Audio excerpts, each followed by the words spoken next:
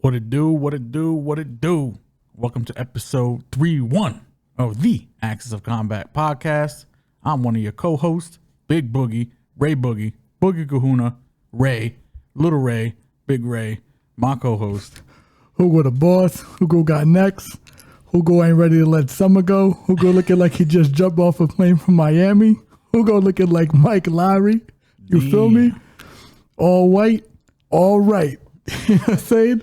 Welcome to episode 31 of the Access to Combat podcast. You guys already know the business. Like, follow, subscribe, comment, Facebook, Twitter, Instagram, and TikTok. Everybody enjoying the visuals right now on YouTube. Hit the subscribe button, drop a comment, hit the like button, and hit the notification bell to stay up to date. And for all of our audio listeners, Spotify, Apple, Google Podcast, you already know the business. And before we jump into this UFC Fight Night card, for this weekend, we just want to give you guys a heads up. We're not going to be recording next week because the UFC is not going to be active. There's not going to be too many fights. The only fight that's going to be on for next week is Canelo Alvarez versus Jermell Charlo. We're going to cover that briefly at the end of this podcast. And after that, next week we have off, so no podcast. So let's get right into it. We're going to, make these bets and do what we got to do. But before we jump into any of these fights, we're going to recap our bets from last weekend. So, drum roll. No, I don't want to do that. You did it. Okay. Yep, I did it. So, we took, you took Knutson by decision. We took Jazz Davicius by decision. She looks slow as hell in there. I like the bet, but she looks slow as hell in there. We took Holland's money line. Just frustrating with him. He should have won that fight. He should have won that fight. He just has the tools to beat this fuck. Yeah. So it is what it is.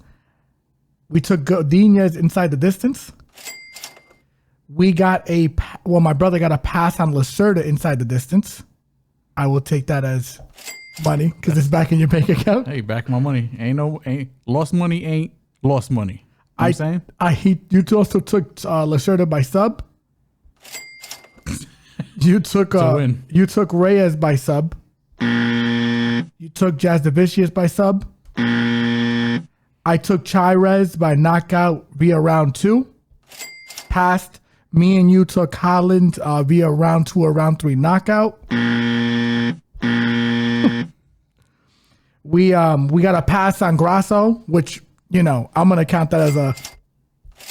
Payday, you want payday. She won that fight. So we watched the 4th round. That's the only round that was up for dispute. And she clearly won that. She won that round. I thought she won that round. Everybody's complaining about the 5th round, how the judge scored it. Yeah, he fumbled the bag there. Judges fumbled the 4th round bag. I agree. But 100%. I feel like let's not overlook the fact that I thought Grasso won the 4th round, and there was 2 judges that gave it a 4th round, and I didn't like that. Valentina, yeah, which she threw 1 elbow, and that's it. Yeah, and just a couple of jabs.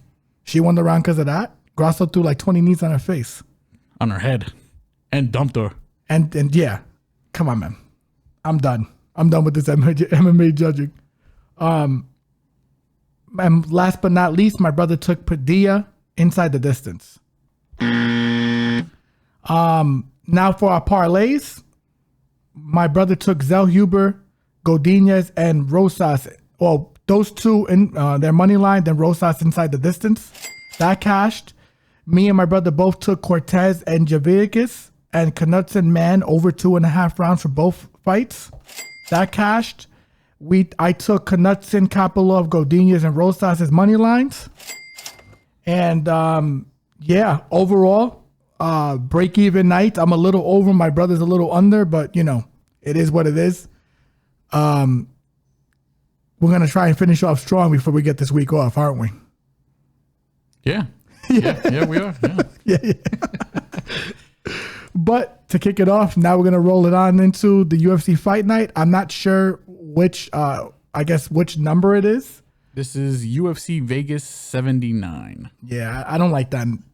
I don't like how they got it labeled, but Well, technically, they don't. UFC doesn't label it like that. I feel like the media kind of labels it like that. Yeah. Because, they're just labeling every fight that takes place in the Apex as its own event. Yeah. So this is the 79th time we've been in the Apex. Yeah. They should just start going on the road again, man. All right, first fight on the card. We got a debuting Montserrat Rendon. Horrible fighter. Going one-on-one with Tamires Vidal. Get the fuck out of here. The monster, Rendon, 5-0, making her debut, hailing from Mexico, 34 years old, going one-on-one with Tratora. Vidal, 7-1, hailing from Brazil, 25 years old. I'm surprised that they have Rendon originally fighting here on this card and not on the Noche card. But then I realized that they wanted people who can actually win to be on that card. They weren't trying to let the Mexican people down. And I got a weird feeling Rendon might let the Mexican people down here. She's 5-0. She's 34, making her debut. She just got into MMA recently. Pedestrian striker. I like that she throws 1-2s down the middle, but she kind of like throws her body into them. It's weird. She's a grappler, supposedly. But I've never seen her on the ground. I'm not impressed by your performance. The way she gets her opponents to the ground is with a body lock, but she struggles to even do that. At least with her in the regional scene when I was watching her fight. I don't like this girl. I don't think she's anything. I hope she's nice personally, bro. I mean, I'm sure she's pretty. As a fighter, yeah. As a fighter, I mean, there was some malice there when you said that. I don't like this chick. Oh, shit. As a fighter, I don't think she's UFC worthy. Right. I'm not gonna say she's ass, but she's cheeks. She's close to ass. And then we got Tamires here. You absolutely suck. Who isn't that much better. I'm really not too high on her either, but at the same time, I mean, she's got a UFC fight. I think she's got better tools, or at least her striking is a little more versatile. I think she's got some power. She uses kicks. When she fought Ramona Pascual on her debut, that was a knee to the chest, knocked her out. I like Vidal here. I think, if it gets to the ground, it's probably going to be real ugly because I don't like either one of these fighters on their back. They look bad. Yeah. But I'm going to lean with Vidal here, even though I think she's not that good either. I mean, she got waxed by Aileen Perez, and the only reason why she got the win was because Aileen kneed her in the face illegally. I think she fouled her with every foul under the sun in that fight, but leaning Vidal here for the win. Don't know how I'm going to bet it. Probably not going to bet it, but never say never because, I am a degenerate. I have a problem. I might have a problem. What about you, my brother? Vidal, for all the reasons you listed, very unlikely my money touches any part of this fight. Very, very, very low level shit. Very unlikely. I'll leave it there. I think you pretty much gave it a good analysis and a good proverbial shitting on, so we're good. We can move on to the next fight. Next fight we got on the prelims here. We have a returning Mizuki Inoue. I was about to butcher her last name, but let me not disrespect. Mizuki Inoue going one-on-one with Hannah Goldy. Inoue, 14-6, fighting out of New York, hailing from Japan, 29 years old, going one-on-one with Hannah Goldy, 24K, 6-3, fighting out of Tampa, Florida, 31 years old. I like Inoue here, just cutting straight to the point. I have a question. She has been gone for 3 years. I don't know why she's been gone for 3 years. That's something I hope that gets answered, I guess, when they have their media day or whatever. But besides that, Her last fight was, again, 3 years ago against, oh man, what's her name? Lemos, Amanda Lemos. which is crazy. And she had a moment in that fight. And I thought that fight was pretty competitive. Pretty competitive. She was able to, like, I mean, she lost, obviously, but she was able to negate a lot of Lemos's activity by just pressing her against the cage and kind of just beating her up in the clinch. And the clinch is kind of a scary place to be in with Lemos in the first place, but she held her own. I like that she's a pressure fighter. She walks forward, constant pressure, constantly annoying. The striking's decent. The head movement is actually all right. She's I think a little underrated defensively when it comes to the striking. Hannah Goldy. I was going to hit you with the AO when you said the head movement. Hey, yo. Pause. The head movement's strong, but in a way, you know what I'm saying? Hey, yo. Hannah. Oh, would you say Hannah right after? Oh, my goodness. The head movement with Hannah? Listen, man. Let's keep this PG, my brother. What is this, A-OK? Is this A-OK? It's not A-OK. Listen. Hannah Goldie. It's going to be A-OK. Hannah. I'm losing my train of thought here. My bad, bro. You keep throwing me off. Last fight was against Molly McCann. Molly McCann. Meatball. Got washed. Fight before that, don't recall. I think she also got washed. I think she did get washed. I think her last win was against Hannah Cyphers, if I remember correctly. Emily Whitmire. Emily Whitmire. Emily Whitmire was her last fight before McCann, and Diana Belbita lit her up the Yes. fight before that. Yes, So, yes. Okay. Hannah's, she's a big, stocky girl. She's jacked. super jacked. I like that she's going to try to stay at 115 because I think she can really bully some girls down there in that division. I agree.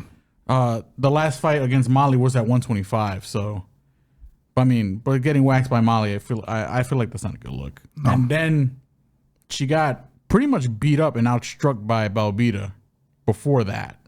And Belbita is a good striker. It's just she's not a good striker in MMA. It's weird. Yes. But she's let me not say that. She's decent. She's a decent fighter. She's not a world beater. No, I agree. So. I agree. I think her striking is solid, but besides that, both those girls get killed by Amanda Lemos. Oh, 100%. And inside one round. Yes. Right. So I'm gonna say Hannah Goldie's probably in that ballpark too, unfortunately. I like Inoue here. I don't think Goldy is gonna be able to. She's not gonna feel comfortable with Inoue's pressure. Inoue's got a solid chin. I feel like this fight is gonna take place mostly in the clinch, probably against the cage for the most part. So I could probably see some overs hitting. Give me Inoue here. Probably by decision. Maybe she gets a finish here. I don't know. Yeah, just 3 years. The 3 years is what's scaring you off for that. Yeah. She shouldn't be as big as a favorite as she is because of the 3-year layoff, but I'm not too afraid about that kind of layoff. I guess it depends on the circumstances for her, but correct. I like Inoue here. I'm not too high on Goldy. No. What about you? Same. I think Goldie's physical talent has not translated to her skill. Not yet, at least. I don't know how old she is. I don't know how much time she has, but she has the physical gifts. Like, she has traps that will make a lot of dudes get jealous of her. She's jacked. She is 31 and Inoue is 29. Yeah. Yeah. Well, she's not that old. She's not that old, but yeah, the clock's ticking. And I feel like she is what she is. Yeah. She's a kickbox striker who occasionally grapples. Mostly uses her physical dominance on her opponents, and Yeah. But I don't think she's gonna be able to get away with that with Inoue, to be honest. Especially when she hung with Lemos. No. I'm not gonna lay minus 300 on a girl, but we'll see how we're gonna play this with the props. I gotta look at how often Inoue's finishing girls.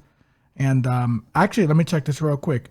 She has 9 submission wins, bro. Yeah. She might sub her. Yeah, I think sub is live. I think sub is live. Especially when I think the majority of this fight is going to be within the clinch. The clinch up against the cage position. I can see her getting a trip. But to be honest, like I could also see Goldy taking her down, and because I feel like that's what kind of that's where Hannah wants to fight, Right. as well. So it's gonna be pretty interesting. But I think Inoue is a little more technical, and she's got the better resume of fighters, Yep. She also, on top of Lemos, she went split decision with Jan Jourdain, Yeah. which is impressive because I'm very high on Verna. I think she's a fucking beast, man. And, and apparently in Invicta, she also had a Fight of the Year candidate, or a very excellent fight against Grasso. Yeah. So I mean, Current champion. the current champion, by the way. Yeah, the one who won last weekend, rightfully. The one who actually won, So yeah, I'm with you. I'm with you on Inoue as well for all the reasons you listed. Hannah hasn't shown it to me yet. Has the gifts, hasn't shown it to me yet. Inoue, I'd say it's live to get a finish. It's probably going to be submission, but it could be decision. We'll see how we bet it as the fight gets closer. 3 years scares me a lot, so may not even touch this fight, to be honest. We'll see. All right, next fight on the prelims, we got Mohammed Usman going one-on-one with Jake Collier. Jake Collier. Horrible fighter. Whose original opponent fell out, Walter Walker. Probably would have bet that guy max because that guy's got hands, and probably would have cleaned out Collier easy. But anyway, I think he's got a slightly more winnable fight here in Mohammed Usman, aka the Whacker Usman, aka the Whacker Usman. I had something else clever, but I kind of blanked out there. Anyway, Jake Collier, the prototype, a long way from being the prototype. Former middleweight who is 13-9, fighting out of Cuba, Missouri, 34 years old, going one-on-one with the motor, Mohammed Usman, 9-2, fighting out of Texas, hailing from Nigeria, 34 years old. I don't know who I like in this fight. This is a low-level, Big sloppy heavyweight fight. big meaty man bumping meat kind of thing here. I feel like they're propping Usman, but you want the real. I feel like Collier does have somewhat of a cardio advantage here. I disagree because I think you could have said that before, but the problem is like after he You know what? You're after- right. His after- last fight, he gassed fast, it man. was bad. After he fought He just stopped giving a fuck. I think the best fight I seen him cardio wise Arlovsky. was Arlovsky. You're right. And that was his. You're right. You're right. That kicked off his losing streak because then he lost to Chris Barnett. Ugh. Then he lost to Boudet, which to be honest, that Boudet is not the worst, He's a big boy. but man, my man got tired in that Yeah. fight. You're not wrong. Tired. And Usman, did he beat? He should be fighting at light heavyweight, man. Former light heavyweight. He should be. If he could make the weight cut, I think he should. He could do really well at light heavyweight. But he's a strong dude, man. But I just don't. I want to cut you off. No. Go first. Listen. He beat Zach Palga. One hitter quitter, slept him. Junior Tafa. Arguably that he won. I don't know. You're not wrong. I kind of think they kind of gave him that win a little bit. I like Tafa, and I don't know. I want to see how Jake looks on the scale, low key. Because if he looks somewhat decent, I feel like you have to play him, right? I feel like this is definitely wait until weigh-ins and the ceremonial face-offs to see how Jake looks. Yeah. Muhammad's gonna be in shape. Yeah. His big old ass. But like cardio-wise, you can't trust either of them. Jake, he's gonna have like the output for the striking, Yeah. but For how long? he's got pillow hands. Yeah. He ain't knocking out Usman. Usman, low volume as hell. But when he throws his strikes, if they land, because he throws his whole damn body into the strikes. And I think that's why he kind of gasses. He kind of throws everything into his strikes and everything into his grappling. I think this stands up. I think it's probably just a matter of time until Usman probably clips him. And I think, as crazy as it sounds, I think I got to lean Usman for the grappling here because I think I could just see him powering him down and just keeping him down for the, majority of the fight. It's going to be a big, ugly fight. I'm leaning Usman here, not with the most confidence.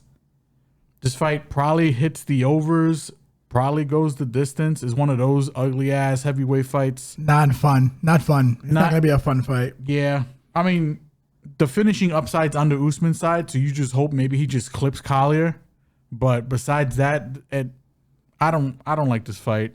Yeah, thank you for correcting me and make it like, because you're right. He did look like shit his last couple of fights. Yeah, he looked good against Arlovski. Crazy. He's just like he won that fight against Arlovski, in my opinion. It's almost like I feel like Collier's just showing up for a check now. No question. You know? And by the way, guys, in terms of like the strength, who's going to be on Usman's side? He's naturally the bigger guy. Collier is a guy who used to fight at middleweight. Yeah. You know, so that's 2 weight classes up into heavyweight. So it's like, and that's 20-pound jumps in between. So it's like, nah, man. You know, I think you're right here. I think Usman's definitely lean. Don't know if I'm going to bet it because it's some low-level shit, and it is heavyweight. Anything can happen, but I am a degenerate, so Usman might be getting my money. I feel like they're propping him low-key. I feel like they are. I feel like they're just giving him favorable matchmaking and just trying to prop him up. Yeah, I feel like this, and he is stepping in last minute, so it is going to be pretty interesting to see what he looks like on the scales as well. But I'm not too worried about him. I feel like he's a guy that's always in the gym. I feel like his powerful grappling edge should net him at least 2 rounds, and he's just got to survive the third. I feel like, and again, I guess unless he clips Collier, or if Collier shows up in shape, then you know this fight's. I don't know who to pick in this fight. Maybe it's Collier, but I agree. All right, next fight in the prelims, we got the legend Jacob Malkoun going one-on-one with the other legend, Cody Brundage. Man, this fight sucks. Malkoun, the Mamba, 7-2.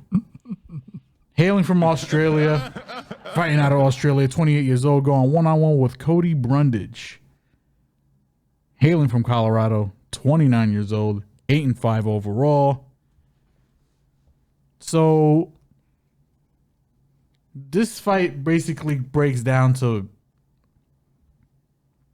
can Malkoun, with his suspect chin, last around 4 minutes with Brundage before Brundage gasses, and then Malkoun just literally just drowns him in the grappling, because I think Brundage is overrated in the grappling. People have been hyping Brundage up like he's some kind of, you know, wrestling god. I think he's ass. He's a good offensive wrestler. He's just not good off his back, man. That dude, like, he's a fish out of water on his back. It's alarming how bad. Like, you can tell, like, when he goes to the gym and he trains, he doesn't play positional jiu-jitsu. Like, he doesn't put himself in the fire to learn and get better. Like, that's a bad place to be as an MMA fighter, in my opinion. You know, like, you got to put yourself on your back and let someone get on top of you, someone heavier than you, too. That's how you learn how to get up. That's how you really learn how to get up. Someone who's better than you. My man does not do that shit. So. I mean, listen, his last couple of looks, I mean, Michael Oleksiejczyk's, I get that. That dude's a hammer. He's good. Good. Rodolfo Vieira. Smashing him in the first round. Smashed him in the first round. And they got subbed in the second. Losing to Cedricus Dumas. Alarming. Not a good look. Alarming. Not a good look. Don't like that at all. Not that Dumas can't crack, because he can crack, but there's a clear path to victory if Brundage was fighting with the wrestling. Brundage took that fight because he thought he could just out grapple this guy who has no kind of grappling. Dumas stirred up his takedown defense and wore him out. At least enough to Brundage, finish. To finish Brundage. So I like Malkoun here. I think he's a smart fighter. I think he knows how he needs to win and implements that every time he fights. Relentless grappler. He's beaten some decent guys too, to be honest. He's got his last fight was against Nick Maximoff, but that's not, no, we're not going to talk about that. He lost against Brendan Allen. I'm high on Brendan Allen. AJ Dobson and Al Hassan. Those are two like solid guys in my opinion with like heavy hands. He was able to mitigate that with just like insane wrestling and grappling and just drown those guys. Cardio for days. He's only been knocked out by Phil Hawes. I like Malkoun here. Malkoun could possibly get his first finish here, maybe against Brundage. I agree. I mean, not his first finish. I mean, disrespect, but like his first finish in the UFC. Yeah, Brundage is. This is a live bet play, guys. In my opinion, wait 4 minutes into the first round, see how he looks. If he looks like, there and Brundage starts gassing, then you play him. Because the line's going to get smashed. It's like a minus 485. I'm not going to play Jacob Malkoun at that line. No. I'm sorry. No. He should win this fight, but... And again, his chin is sus. So it's not like Brundage can't clip him in the beginning, but yeah. Wait until after the first round. If you like the Malkoun side, get a better number. And if you like the Brundage side, first round, Brundage in the first round is probably his best bet. But I don't think Brundage wins this. I like Malkoun to win easily. I'm assuming you agree. Yep. I like Malkoun. I wouldn't say easily because he can get hurt in the first round, but he should win this fight. Live bet spot, guys, for sure. All right, next fight we got on the prelims here. We have Tim Means, the Dirty Bird, going one-on-one with Andre Fialho. The Dirty Bird, 32-15-1. Fighting out of Albuquerque, New Mexico, 39 years old. Going one-on-one with Andre Fialho, 16-7. Fighting out of Florida, hailing from Portugal, 29 years old. Immediately, the first thing you notice, 10-year age gap. Tim Means is almost 40. Is he turning 40? He could be even turning 40 soon. In January, probably. Yeah. If this fight happened maybe a couple years ago, I don't know, man. It's tough. I want to pick Fialho. I want to. He's 10 years younger. I think Fialho is underrated when it comes to some of his grappling. He's not like a killer. Like Chris Curtis drowned him in the PFL, but and it's not like Tim Means wants to like drown anybody in grappling either. Like I think they both prefer that this fight stays standing. Tim Means, I think, is the better striker because he's got some, first of all, he's the veteran. He's got more tools in his toolkit. He likes to throw the kicks and the strikes. Fialho's more of just like a pure kind of boxer striker who'll mix in the kicks once in a while. I want to take Fialho, but I don't know. I don't know how I feel about this fight. This fight is like, stylistically, it's so weird because Tim Means loses by sub most of the time. Fialho's not going to go and sub him. No. Fialho loses by knockout most of his time. Tim Means, not really. He's got a lot of KO victories, but he hasn't knocked out anybody in I don't know how long. He also has hurt a lot of people too, though. Yeah. I'm on the dog here. Don't know if I'm gonna bet it, but Tim is live as hell here, and it's not. You want the real? If Fialho showed up some of his defensive deficiencies, I'd be picking him easily in this fight. I just don't trust his chin. His chin, no, but it's also his defense, bro. Yeah. Like he makes a lot of mistakes. Like he thinks he can come in there hands down and just throw, and it's like, dude, that's not the game you play at the elite level, man. It's just he's fun. Don't get me wrong. I like him too. That's the Portuguese homie right there. I got people in Portugal that love that motherfucker. He's great. He's great. Listen, I made some decent money on Fialho when he first came to the UFC. He was just beating dudes up. Yeah. Starts Josh Fremd. Was it Fremd? Nah, not Fremd. Van Camp. Van Camp. Put that boy in a fucking stretcher, man. I bet the under half round in that one. Yeah, and got it, but like 2 seconds left. It was so sick. But yeah, like he gets touched. Fialho gets touched every fight. Every fight, even the dudes he kills. Yeah. He almost gets killed killing them. So I got to go with the more technical guy here. I think Tim, he's 40, but he has good footwork, knows how to fight big. Fialho has struggled with guys that know how to maintain distance a little bit. Now he's going to be fighting a guy who knows how to maintain distance and knows how to fight on the outside. Jake Matthews don't know how to fight on the outside. Who else doesn't know how to fight on the outside? Joaquin Buckley didn't even need to fight on the outside with him. Joaquin took him down. And I don't see Tim doing that, but Tim does have wrestling capability too. It's not out of the realm of possibility. He definitely has the grappling upside. Yeah. Yeah. I gotta go Tim Means here, man. Next fight. To finish off the prelims, we got Miles John going one-on-one with Dan Argueta. Chapo, Miles John, 13-2, fighting out of Dallas, Texas, 29 years old, going one-on-one with the determined Dan Argueta. Fighting out of Albuquerque, New Mexico, 30 years old, 9-1 overall. This fight, I feel like they're both kind of like the same architect of fighter. The only problem is that like they suck off Miles Johns for being like this prolific wrestler. The Cody Brundage special. Who can strike, and he's got the wrestling. The problem is the only time I've really seen him wrestle in the UFC was in the Contender Series, his debut fight. Doesn't really go for takedowns. Doesn't really try to wrestle. He really just tries to strike with people in all of his fights. Dan Argueta, all he does is wrestle. All he does is want this fight on the ground, to beat you up, to submit you. I think this is an interesting style because I feel like Miles John is gonna they're gonna force him. Argueta's gonna force him to grapple and force him to wrestle. And I think I'm leaning Argueta here. I think I like Argueta's tenacity. I think he's a little IQ wise. I think he's a little smarter in the ring with his decisions.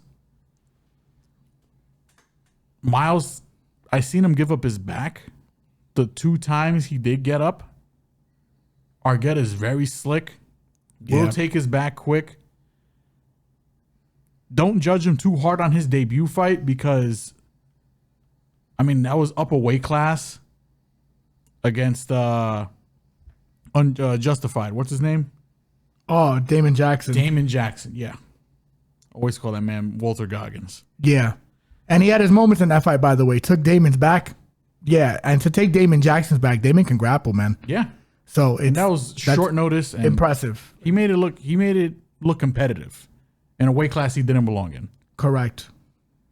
I like Argueta here. I think this fight probably should be a little closer lined because I do think they do share similar tools and kind of fight similar ways. Or at least they have the capability of fighting similar ways, but I just like Argueta here.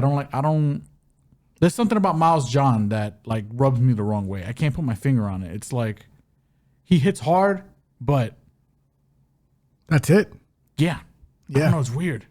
Like Dan, yeah, and I agree with you. I'm on Dan as well. He's a minus 185. He's it's a little juice for my liking.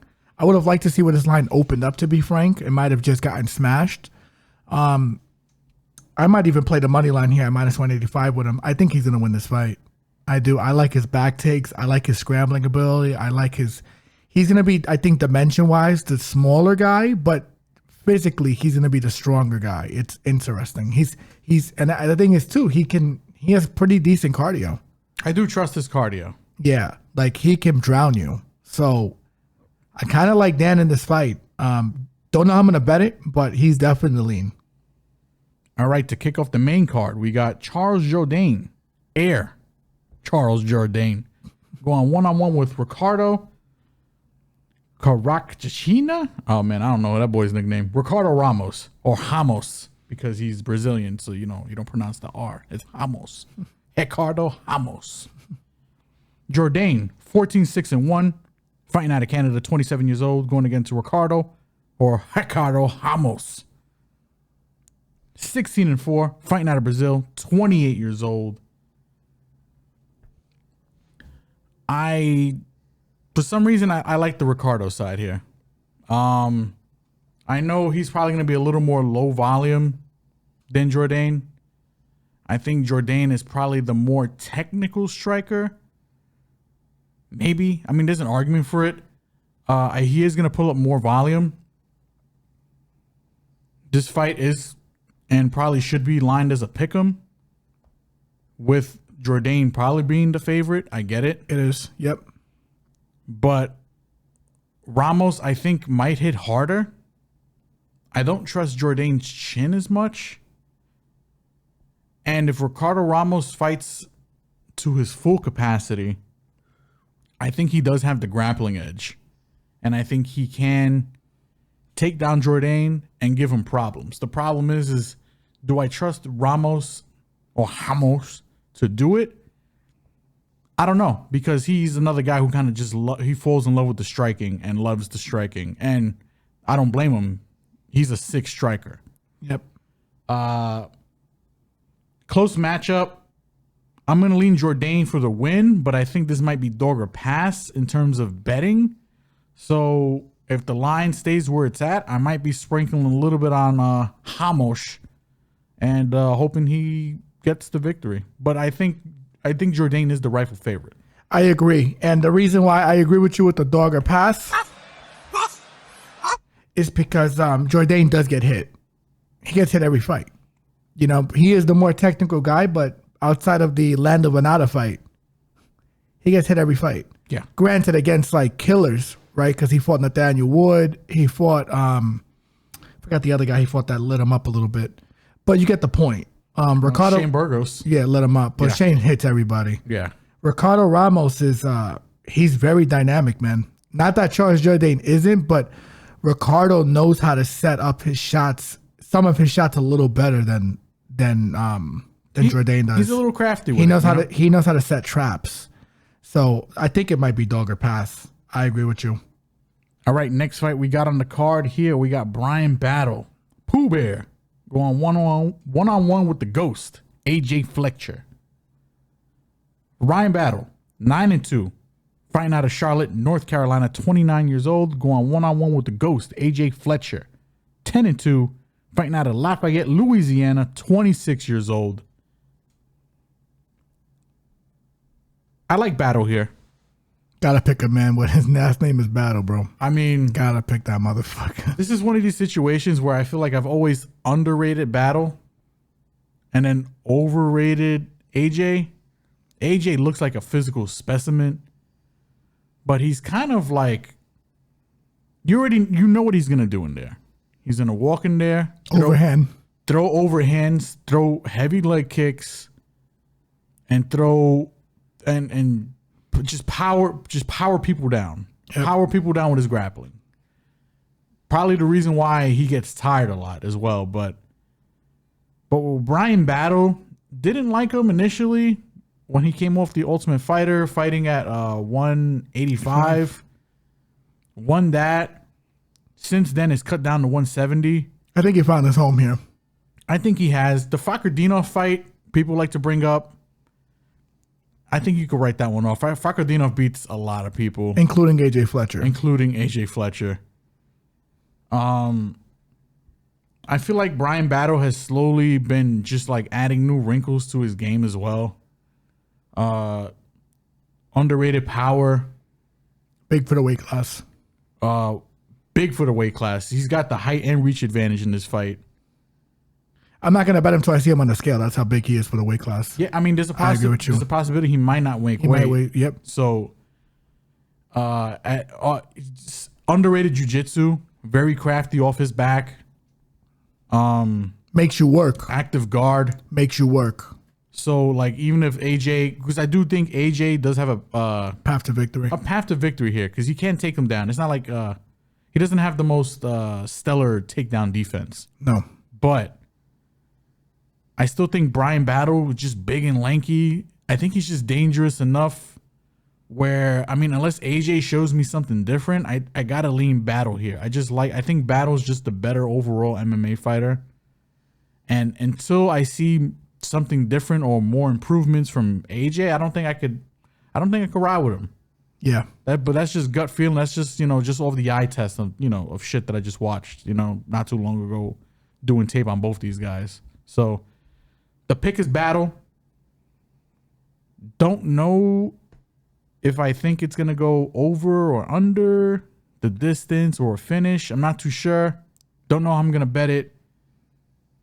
I do think Battle's the side here, though.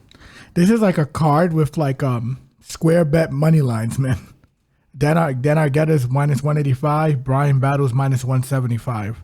But you know what? I kind of like both those lines for these fights. And the reason being is because both of them, you don't really know how they're going to wind up. You don't. I mean, listen, can AJ just go and catch him with an overhand? Sure. Because, I mean, Battle's chin is a little sus, but like, yeah, sure. And not even, it is a little sus because he gets dropped, but he never gets finished. Yeah, he's one of those guys you gotta kill. You gotta disconnect this motherfucker, man. Unplug him. Yeah, you know, we gotta get that Windows shutting down sound.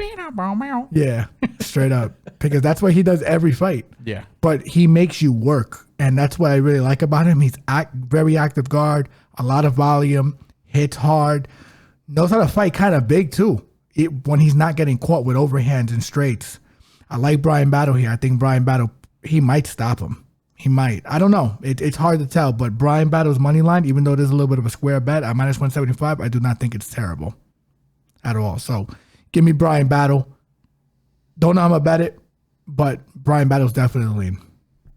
All right, now we're at the featured bout of UFC Vegas 79. And we got Marina Rodriguez go on one-on-one with the Karate Hottie, Michelle Waterson-Gomez. Rodriguez, 16-3-2, hailing from Brazil, fighting out of Brazil, 36 years old, go on one-on-one with the Karate Hottie, fighting out of Albuquerque, New Mexico, 18-11 overall, 37 years old. Now, I emphasize both ages because I knew Michelle was old. I didn't realize how old Marina was. Yeah. She's 36. The UFC just jerked her, man. She should have had a title shot. That's kind of crazy. I felt bad for this lady, man. I think Marina Rodriguez is probably one of the best strikers in the division, bar none. One of the harder hitter. One of the hardest hitting women in that division, bar none. One of the most creative strikers in that division, bar none. This is a run back from a previous fight that literally just happened like about 2, maybe 3 years ago, where she kind of just, for the most part, dog walked Michelle Waterson, except for like, I think in the 4th round, where the Karate Hottie was like able to get a body lock takedown and just keep Marina on her back the entire round. I think this is, and that was a 5-rounder main event. Or I don't know why it was the main event. I think some fights fell out. I think if Marina wants to get back on track, she needs to win this fight. This is a 3-round fight. There's no cardio issues on both sides. I think she can, and she probably will, for the most part, probably re-dog walk, take her back out, spin the block, pick up the poop, take her back inside. You know what I'm saying? I think she's going to do what she wants to do with Michelle Waterson. But Michelle's a smart girl. She is. And this is just me. Maybe I got to wait until, media day, see what she's saying, see what she's feeling. Tough girl. She could take a beating. Small for the division. She's an atomweight at heart. Former atomweight champion. If UFC had an atomweight division, she'd be a world champion. I agree. At 105. Yep. But tough as nails. I don't think she's ever been knocked out in the UFC. I gotta check that. I might be wilding, but I don't think she's been knocked out. She had success in the 4th round of their last fight, which was not too long ago, when she got the body lock and took her down. Now, I don't know if that was a combination of Marina might have been just slowing down at that moment because it was it was a last minute 5-round fight, up a weight class for both fighters because it was a last minute fight. This is back at strawweight. I kind of, depending on like, I guess, the way she's talking, and maybe I got to look into where she was training for this camp. I think she's got to know that she needs to take down Rodriguez to win this fight. And I think she's capable of taking down Rodriguez to win this fight. There's already proof in the pudding in the last fight that she took down Rodriguez to win that round. 250 is a little tempting. Plus 250 is a little tempting to take on Michelle Waterson. Just a little tempting. This might be dog or pass. Might be. I might be crazy because Michelle Waterson has not won a fight in a while. Her last win was against Angela. Not Lee. What's her name? Hill. Angela Hill. There you go. Oh my God. That was her last win. That was a split decision win. She won her last fight too, though. She did. She got robbed in that fight. It was Batalio? Yeah. She got robbed. She got fleeced there. She got fleeced. She got fleeced in that fight. You're right. Now that I'm thinking about it, you're right. I remember that fight. Batalio isn't Marina Rodriguez though. No, not at all. Batalio. Oh, that's not. But it's Pinheiro. Luana. Yeah, there you go. She got fucking robbed in that fight, man. Yeah. And we had dog money on that, and I was like rightfully so. Like that was dog money because it was a split decision. I remember. One judge thought Michelle won the fight. Yeah. We thought she won the fight, and that's because she was a dog. I'm pretty objective. Like I put money on I had, money. I forgot on what fight recently, and the guy got fucked up, and people asked me. I had money on it, but dude, he got fucked up. He lost the fight. Yeah, it was close, but he lost. Yeah. Listen, I don't know about taking a shot on her at 37. Yeah, I might be at plus 250. I might be wilding. I don't think it's a terrible look. I just think that she was probably able to get Marina down once Marina got a little tired. That's what I'm thinking too. But Verna took her, and I'm not saying Verna and Michelle are the same grappler or wrestler. No, not at all. But the thing is, Verna didn't have to use much to get Marina down to the floor. No, I agree. agree. It was basic wrestling technique, and when Michelle got her to the floor, she's a fish out of water. No, I will give her credit though. I will give Marina credit. She's been to the ground with Jandiroba. And didn't get finished. She also fought Mackenzie Dern and did not get submitted in that fight. Which is crazy. So Michelle Waterson's not going to finish Rodriguez if the fight goes to the ground. But she just has the propensity to not know what to do when she's on her back. She actually beat Mackenzie Dern too. Yeah, she beat Dern. Yeah. So, yeah, I agree. And the thing is, too, listen, here's the other thing, too. 2 fights ago, Michelle Waterson took down Lemos, who's way bigger than both of these girls. And took her down pretty easily. Yeah. Like, the thing is, Michelle has good timing. She's very explosive. Probably not as much anymore. And that's where I'm a little... If this is her 3 years ago, I'd take her at dog money. I'm not sure if I want to commit to it again because Marina should win this fight. But if people want to take a shot on her, I'm not hating it. I'm not going to endorse it, but I'm not going to look at you wrong for taking it either. I'm not going to lie. I might even take a bet on it. I don't know yet. It's the little dark degenerate guy in me. He's the Kermit the Frog with the Darth Sidious hoodie over, and he's like, "Do it, take the bet, come to the dark side." And I'm tempted. I really am. I'm not going to pull the trigger yet because I do think Marina is the rightful favorite, and I do think Marina's line is going to get smashed. So I think I might get better numbers. I don't know how to read the lines, ladies and gentlemen. As a matter of fact, I'm pretty bad at them. But I got a gut feeling Michelle's number is going to go up. Yeah. So if it gets to plus 300, I feel like you got to take it. I already like it at 250. Yeah, it goes to plus 300. So I feel like you got to take it. I'm getting a little greedy, but I'm getting a little greedy in exchange for some information. If any information comes out where she's been training her grappling or, just a different kind of fight camp or her mentality where she's like, yeah, I'm going to try to, implement some more grappling. I'm doing it. I'm going to just put a tiny Marina's so bad off her back. She is. She's another girl. Does not, you can tell she does not put herself in those positions to learn, even just to get up. You don't have to be a prolific, you don't have to be a Brian Ortega off your back. No, not at all. You just need to be able to get up. And she does not have that. I'm sorry. Listen, I think it's probably rightfully lined, but if it gets a plus 300, I definitely have to take a swing at it with Michelle. Marina is the decision.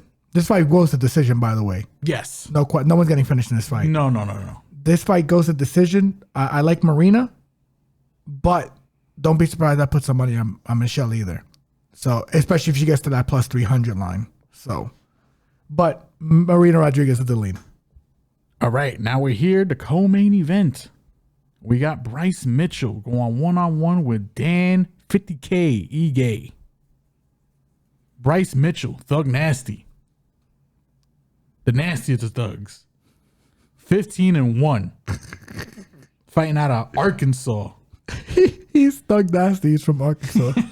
Right. Hey, listen, there's some thugs down there, bro, and they nasty. Get the fuck out of here. Get the fuck out of here. 28 years old, going against 50K Dan Ige, 17-6, fighting out of Hawaii, 32 years old. I like Bryce Mitchell in this fight. I don't think, and listen, it's not like I don't like Ige. I think Ige is a phenomenal fighter. I love Ige. Beat the who's who. Fought the who's who too. Know what I'm saying? Like, he's legit. Ige's legit. And I think he will offer Bryce Mitchell some resistance initially. But I think Bryce Mitchell will eventually take him down, grapple him up, Snuggle. beat him up, and possibly give Ige his first finish in the UFC. I don't think so. You don't think he gets the sub? I don't think so because Thug nasty, man. I don't think so because He's a nasty thug. did he finish Barbosa? Barely, right? Did he finish Barbosa? I gotta double check that's that. a good question. I don't remember. I know Decision. I know Andre Fili decision. Charles Rosa decision. Topuria finished him. Yeah, we know that. Well, you know what's crazy? Like That fight was crazy. dude, listen, ladies and gentlemen. If you tuned into this podcast, you made fucking money that day because yeah. we told you how that fight was gonna go. Oh, yeah. I think people were just sleeping on fucking Topuria, man. And, you know, Topuria, once again, not to get too off track, I think he's possibly, I'm not going to commit and say he will, possibly the only guy that can beat Max and Alexander the Great, in my opinion. The only guy. He has the boxing, the skills, but that's neither here nor there. He's a different conversation for a different day. I'm with you on Bryce Mitchell here. I do not know how Dan's going to be able to deal with his spamming. And as good of a grappler as Ilia Topuria is, Bryce did get him to the floor twice in that fight. And I also think Bryce Mitchell's got underrated power and underrated hands, but I think that's more because The threat of the takedown, yes, you know? So he's able to get away with some leg kicks that I think he's pretty decent at. And like I said, I think he's got underrated power. He hits hard. yeah. He does hit hard. I like him. I kind of like him at minus 205. I think that's a fairly even line. Don't know how I'm going to bet this.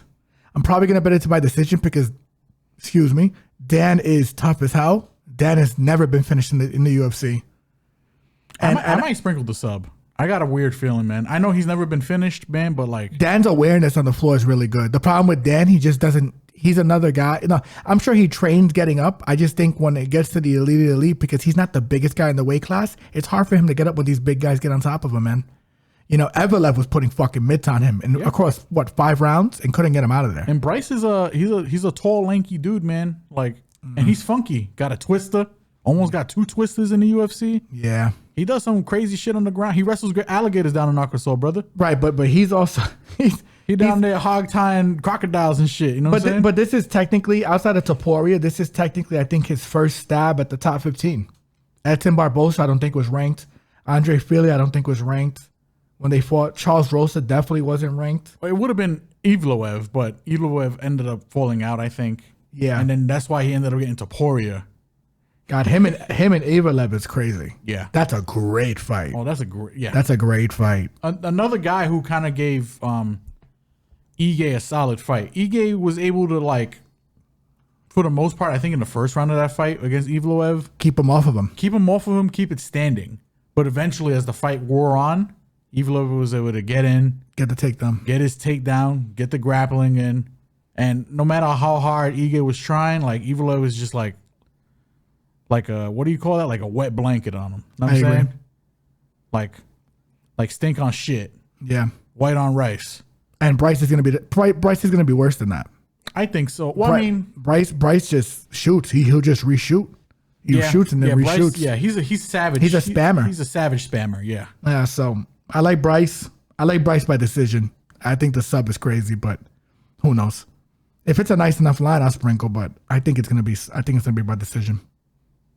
All right, now we're here at the main event for UFC Vegas 79, and you got Rafael Fiziev, Ottoman. I think that's how you say his name. go on one-on-one with Mateusz Gamrot, the gamer. Fiziev,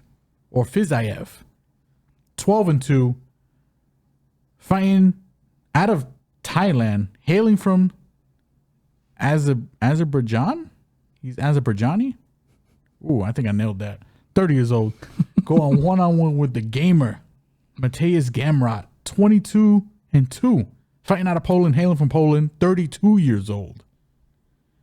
This fight is certified banger. Great fight. Not gonna be boring. You're either gonna get an outstanding striking match with some grappling, or an outstanding grappling match with some striking. Great Either fight. way, I think I do like this fight probably to go the distance. Yes. Finishing upside is probably on the Fiziev's side, because Fiziev, his power carries. Yeah, he's filthy. Fiziev, the striker, Gamrot, the grappler. Fiziev, impressive takedown defense. Gamrot, spammer. Yep. He will recklessly shoot to get that takedown. I think if this fight stays standing, I think Fiziev all day. Fiziev, yeah. Is he like a Muay Thai teacher or something like Yeah, that? in Thailand. Yeah, he's filthy. His striking is Wicked. yeah. Think about it this way, guys. I picked him. I think you might have too. I picked him against Gaethje. I did. And you could argue he won the fight. I thought Gaethje edged him, and this is what I'm saying. I bet this is a good example. I bet Fiziev, but I think Gaethje won on damage. I thought Gaethje won. But it was close. It was fucking close. Very close. Very close. Competitive fight. I wish that was 5 rounds. Oh yeah. But yeah, to be honest, I like Fiziev here, man. And I don't know what it is, because Gamrot does have a clear path to victory in this fight. I wouldn't say clear, but It's there. so this is one of these spots where I do think Fiziev is the rightful favorite, because he is the favorite. The line should probably be a little closer. This is gonna be a 5-round fight, and since this is a 5-round fight, I kind of think this might be a little bit of dog or pass. I don't know. There's something about Gamrot where Gamrot, he never fights down to his competition. He always fights up to his competition, you know? Yeah. Even though he lost the Sarukian fight. Yeah. He lost that He fight. arguably lost that fight. I agree with you. I don't even there. know. He threw that spinning back fist that didn't connect, and Sarukian tripped at the same time. That's what happened. Yeah. That doesn't happen. Sarukian gets that W. My only issue is that, like, with Fiziev, like, we haven't really seen anybody really Spam him. spam him. RDA, but RDA is not. It's not Gamrot. RDA was more for grindy. He had him against the cage and slowly just tried taking him down. The Justin Gaethje takedown, I don't think he was expecting that takedown at all from I agree. Gaethje, so I'm gonna write that one off. Besides that, nobody's really tried to test my man's gangster in terms of the grappling. That's why this fight's they have, interesting. but like he's more of the type to like defend the takedown defend the takedown by just trying to get up and get you off. Where like Gamrot, when he fought Sarukian, for instance, like Sarukian's defense was to re-grapple. You know what I'm saying? Yeah. All the scrambles and, you know, the transitions that were happening. She was beautiful. Sarukian's a world. That was one of the best fights I've ever seen from a technical level. Yeah. Yeah. Like if you've never seen that fight, ladies and gentlemen, go watch that fight. Armin Sarukian and Mateusz Gamrot. That no one was talking about that fight. If you were hardcore, you knew what that fight was going to be. And dude, it was Armin. I thought he won the fight, but yeah, regardless. Yeah. I'm sorry to cut you off. No, it's like, I was just going to say, I do think Fiziev's defense is probably going to hold up for the most part. And I do think he does have, I wouldn't say a massive edge in the striking department, but he does have the edge in the striking department for sure. Gamrot has been knocked down. Never knocked out, but has been knocked down. I'm going to lean Fiziev as the rightful favorite here, and I think he does get the win. But I don't know, something's telling me dog or pass here. I'm not mad at dog or pass. From a betting spot, I think if Gamrot can, because I do trust Gamrot's cardio, I think a little more than I do Fiziev's. And I do think if he's able to just spam my man if this was a 3-round fight, I probably feel a little more confident in and might even bet Fiziev. But since it's a 5-round fight, man, that's a lot of defensive grappling you have to do for 5 rounds because Mateusz is not going to want to stand up. He is going to want to try to and I don't know. I could see Fiziev probably slowing down like in the 3, 4, 5 range, and then Mateusz just like getting his way. I don't know about finishing Fiziev, but definitely I could see a scenario where he's able to not take him down with ease, but definitely take him down easier in the later rounds. This fight probably going to decision and maybe split decision, majority decision, something like that. I think it's dog or pass in my something's telling me in my gut. So don't know. I mean, if I'm saying dog or pass, I probably should bet it. Probably gonna bet it. Fiziev, decide for me. Gamrot might be the bet. Gamrot might be the bet. Yeah, I'm not mad at it. I'm not mad at what you said there, and I agree 100%. I think this is a very well-matched fight for a lot of reasons.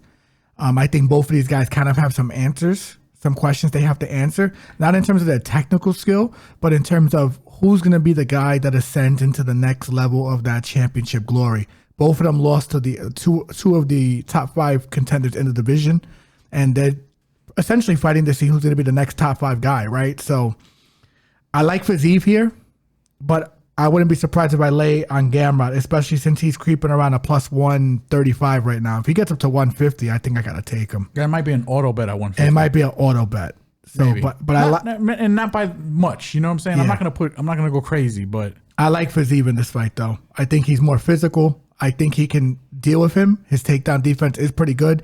He does wear late though, and RDA was able to take him down late too. And I feel like he'll win moments again because Gamrot has been knocked down several times in his fights. Correct. And he hit straight in the face and he went straight down. And to be honest, this guy's a sharper puncher than Dariush. He just is. He's probably the sharpest puncher in he's the division. Fought. Yeah, in the division. So Fiziev, this is a great fight, man.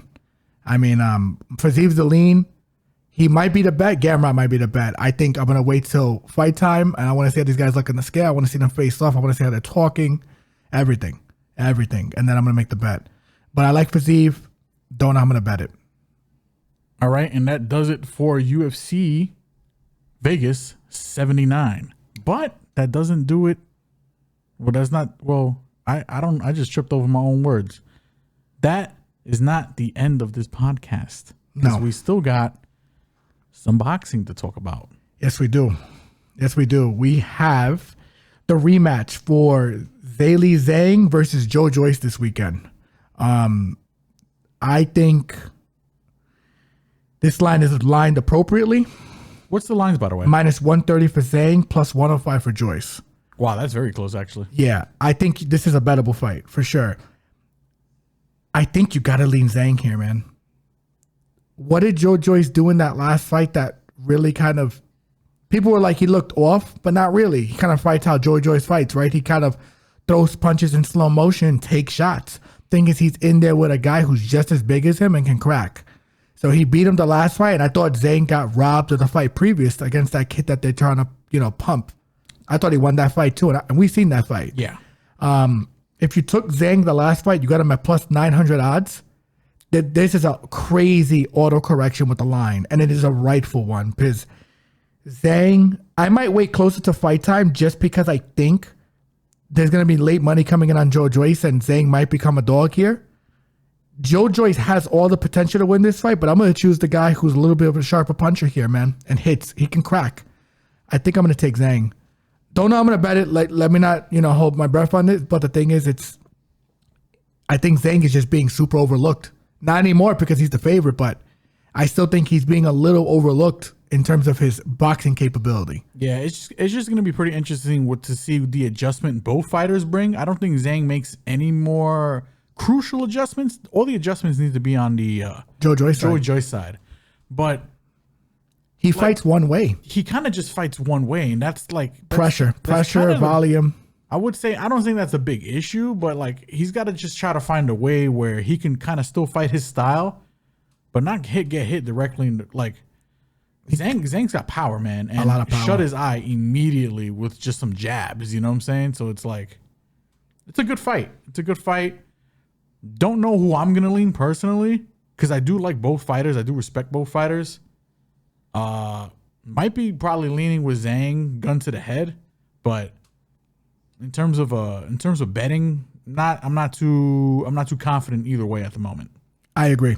I gotta wait close to the fight time for sure. And that's all for the bets for this weekend. Now we're gonna go to next weekend because we have a monster fight that we're not gonna be here to cover. So let's get into it, and we're gonna start with the undercard too because there is a fight here that interests me as well. Yordenis Ugas is fighting Mario Barrios. Yordenis Ugas is the guy who lost most recently to Earl Spence Jr. Had his moments in that fight. Hurt Earl, which is another reason why I thought Terrence is going to whoop him the way he did, which we also caught on this podcast, Read him like a book, you know what I'm saying? Read him like a book, Word for word, bar for bar. You know what I'm saying? So, I mean, I don't want to talk too much shit about that because it's like, but it's already like, it's like beating a dead horse. It's being a dead horse. Yeah. Dennis did have his moments in that fight, but Mario Barrios is a guy who's moving up in the weight. He's getting accustomed to this weight class, and he essentially fought Tank Davis, and he was winning that fight until Tank stopped him. He was. I'm not saying Mario's going to win this fight, but the thing is, at plus 280 against an aging guy like Ugas, who, yeah, he beat Manny Pacquiao, but that's only because Manny Pacquiao was older than him. Mario does pressure like Earl, and I can see him wearing on him later in the fight. It can happen. I don't know if I'm going to bet it. All I'm telling you guys is that there could be some live dog money there. Yeah, we're just giving you an early look here. Correct. This fight is a week away. Again, we're not going to be here to cover it because we got the week off from the UFC. There's no UFC card next week. Yeah. So there's going to be no podcast next week. But, we ain't want to leave you guys hanging because we got, this card in particular is worthy of being covered. Correct. But what I will say is I'm not saying Mario's going to win. But if Mario pressures enough and makes it dirty, he can win. And at plus 280, there's live money there. Now, to cover the creme de la creme of probably this month. The main event. Canelo Alvarez is going to be fighting Jermell Charlo. Jermell Charlo moving up in weight to fight Canelo. Yes, he is fighting the smaller Charlo brother. It's the first time in boxing history that an undisputed champion is fighting an undisputed champion. I like Canelo in this fight for a lot of reasons.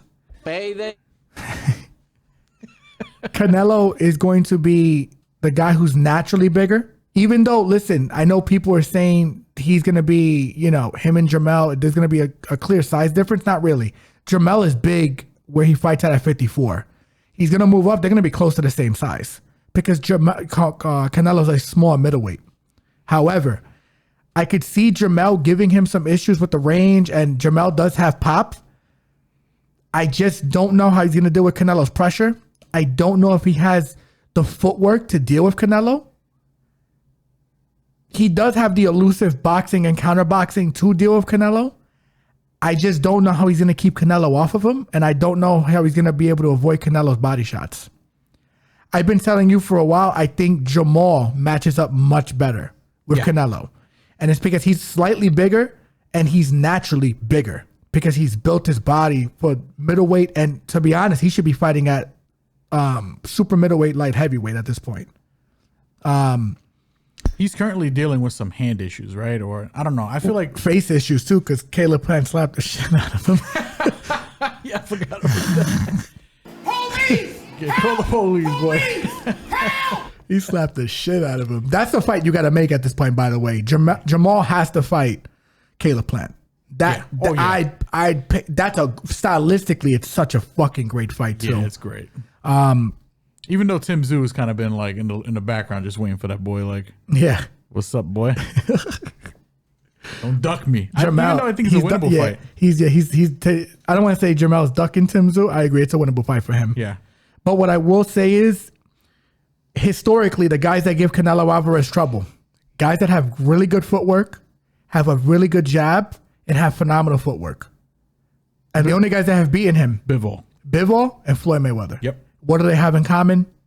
Good defense, good footwork, great jab, and a stiff enough right hand to discipline you, to let you know the power's there and you could walk into a shot and get dropped. And by the way, the only guy that's ever out Canelo is Gennady Golovkin, because I thought he won both of the first 2 fights. But that's a discussion for another day. Yeah. I don't know how Jermell is going to keep him off of him. Jermell is hittable. Jermell has been hit. Jermell has been hurt in fights. I think going up against a guy like this, I think it's a good fight. It's a great fight. Who knows? It's going to be better. It's going to be better than people are writing it off for. Yeah. I just think if you have a guy like Billy Joe Saunders that couldn't keep Canelo off of him, Caleb Plant couldn't keep him off of him, and these guys are bigger guys with footwork. I don't know how Jermell's gonna do it. Listen, I'm not saying it's impossible. It's impossible. It's an uphill battle. It's an uphill battle for Jermell. I agree. It is, and Jermell, it's a win-win for Jermell. Oh yeah. You go up in weight, you lose to the bigger guy. You lose to the GOAT. And then you go back down and you fight Terrence Crawford. And listen, he's gonna get his ass whipped by Terrence Crawford. Oh yeah. The fights are making boxing Canelo versus Terrence Crawford. Oh yeah. I don't give a shit anyways. I know they're gonna say the size and this and that, but Terrence has the defensive responsibility to deal with Canelo Alvarez, as well as the footwork and the switching of stances, plus the precision and power. He's not knocking out Canelo, but I can see him outpointing him. That can definitely happen. That fight will probably be dog or pass. No bullshit. Yeah. But that's neither here nor there. I like Canelo Alvarez. I probably like him by stoppage here too. I think he probably drops him with a body shot. Might go to decision. I got a weird feeling this fight might go to decision, only because like Canelo slowing down a bit, and like I said, then that's why I don't want to completely discount Jermell either, because I mean, listen, all it takes is the right time, the right moment, the right punch. You know what I'm saying? And it's not, again, Canelo's not on a decline, but he's plateauing a little bit right now. But like he's already plateaued, and I feel like he might be on a little slight bit of decline, a slight downward trajectory for Canelo. I also think too a part of it might be because his last fight was against like John Ryder. I think he's just having a hard time getting up for these fights. Yeah, probably. That might be part of it. Maybe the lack of motivation. You're probably right. Like Gennady, like he probably should have stopped him. I'm gonna be honest with you, but he did have a broken hand going into the fight. That is confirmed. So I can't shit on the guy. He wants to go back and fight Bivol. I think it's a bad fucking idea. I would like to see him fight Beterbiev. I think he matches up better with Beterbiev. I agree. I really do. I think Beterbiev is a very stationary guy, and I think Canelo has much better footwork than him. Give me Canelo Alvarez. You know what? I'll go with you by decision. Not sure that's going to be the bet. Obviously, as fight time gets closer, we're going to let you guys know how we feel. But we love Canelo here for sure. Viva Mexico. Yeah. With that said, guys, that is the end of episode 31 of the Axis of Combat podcast. You guys already know the deal. Like, follow, subscribe, comment, Facebook, Twitter, Instagram, and TikTok. Everybody watching on YouTube currently, like, comment, subscribe, hit the notification bell to stay up to date. Drop another comment, hit another subscribe, tell your friends, tell your mamas, tell your baby mamas. Tell your dogs, tell your cats, tell the babies, everyone. Everybody. Show us some love, guys. And for all of our audio listeners, Spotify, Apple, Google Podcasts. I almost forgot that. My bad. Hey, listen, dogs and cats like that shit too, man. Yeah, they like the audios. They do. They go crazy. So, guys, show us some love. It helps. Every little bit helps. Like I said, we have a goal, 100 subscriptions by the end of the year. I think we're at 70 right now. Yes, sir. 30 away. Free 99, free content, free betting. Well, not free betting, but we're giving away free picks and qualified picks because we do a pretty good job on this podcast for you to make some money. Hey, man, tail us, fade us, whatever you like. We're giving it to you. It's up to you to do with the information, what you want to do at the end of the day. I feel like we give out pretty good damn information, if I don't say so myself. I agree. But, hey, man, As long as you're watching, as long as you're dropping the comments and the likes and the hearts and the subscribes and the recommendations and all that shit, you ain't gonna hurt an argument from me. You feel me? Yep. And like I said, free bets, free 99, content, free 99, subscriptions, free 99. Get the fuck out of here. That's crazy. And with that said, everything's going to be A-OK. And that's a wrap, ladies and gentlemen. See you in 2 weeks. Holla at y'all. Love y'all. Great podcast, by the way, brother. Oh, of course. We'll be in touch. Yeah. We'll see each other soon. I love you. I love you too, bro. Take it easy. Holla at you guys later.